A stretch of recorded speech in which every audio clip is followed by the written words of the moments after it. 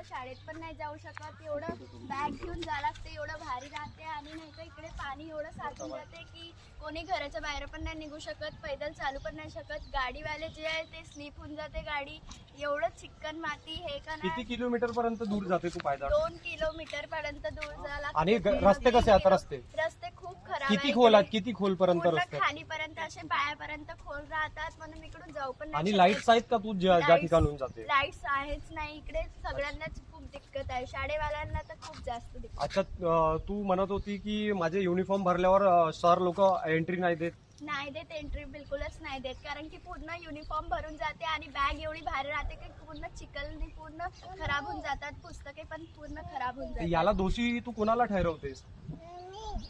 नगरसेवक अच्छा, नगरसेवक इथले काम नाही करत?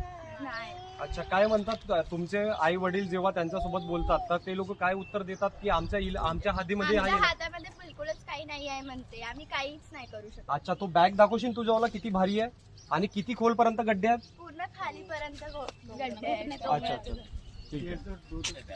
हाँ, अभी दूसरे लोग, कोई लेडीज लोग